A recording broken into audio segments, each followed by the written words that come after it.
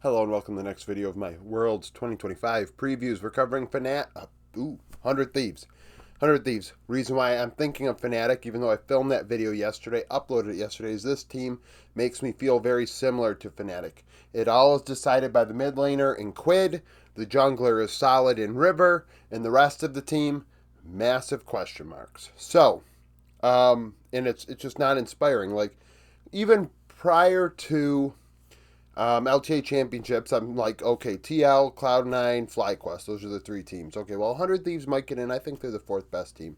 But when Shopify and 100 Thieves, these are the two teams going, I was like, there's a chance LTA South sends two teams, which is ironic given the last day and a half where I've had in my Twitter mentions about, supposedly I don't think LTA South is this, that, and the third. I'm like, theoretically, I thought they could beat these teams. I don't think these teams are very good.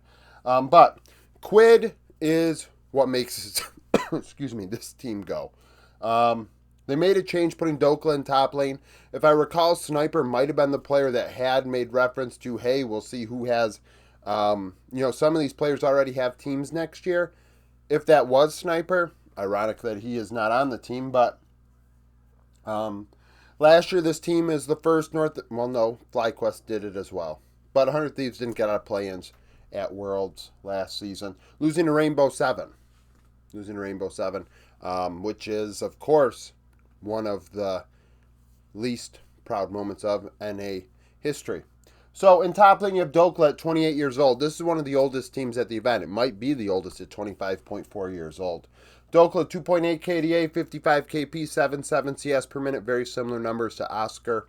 156 ROI, 0.8 share differential, also very similar. Giving a little bit bigger carry threat, but also keep in mind he only played in summer, so he played in only one real meta versus other players that played maybe 120 or more games this season. Nearly a 3 vision efficiency, behind 141 gold at 15 minutes and 23 XP. 10 solo kills, 11 champions played in 32 games. You don't want your top laner behind. I say this every video with a top laner that is behind, especially from one of the three regions that aren't the LCK or LPL. You don't want this to happen. Not good. 4-4 internationally. He played with NRG, that team that got to quarters in 2023. 2.4 KDA, 58 KP, 8.1 CS per minute. 134 ROI. In that run, he struggled in laning phase, behind over 330 gold. He was 340 behind, actually. 22 XP and had one solo kill. In the jungle, you have River. I think River has had an excellent career. Given the circumstances, he spent a lot of time kicking around from region to region. And I believe this might be his last run before... I want to say I read a rumor that he might be going into military soon. But either way, what a great career, a good player. I think he's going to do fine at this event. 26 years old, 3.6 KDA, 73 KP, and 6.6 CS per minute. We look at the kill participation on this team. Isla and Quid both at 74, River at 73. So really, it's the jungler and the support spending most of their time in mid relative to anywhere else on the Rift.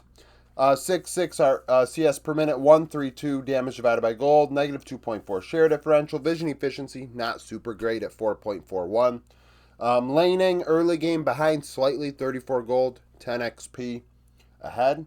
7 solo kills, 16 champions, 69 games.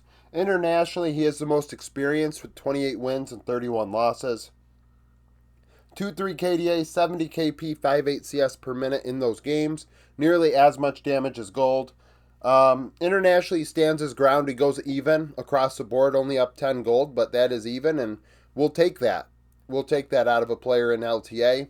Behind 111 XP, 4 solo kills. Quid in mid.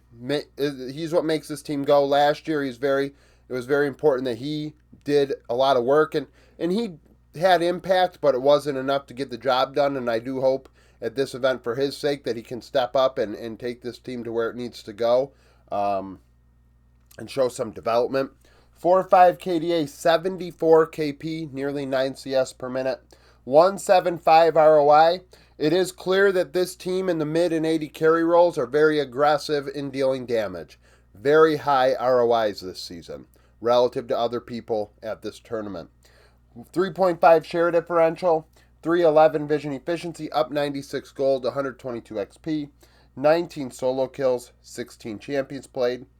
Last year in play-ins, he went 3 and 4, and he struggled.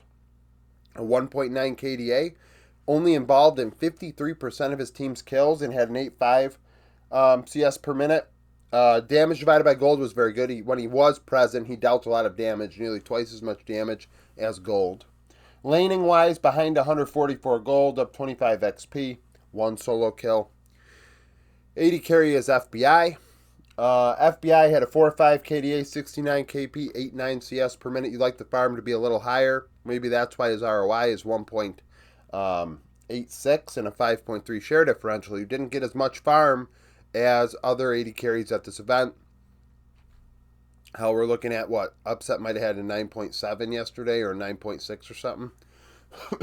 7 CS every 10 minutes. You know, you're looking at a 30-minute game. That's 21 more farm. I mean, maybe that's an extra component or whatever. I mean, you don't want to loot. You'd rather have it than not. But is the guy carrying this team in damage? 2.29 vision efficiency, behind 34 gold and 1 XP.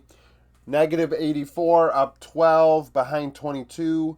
This team is behind about 160 gold at 15 minutes or so.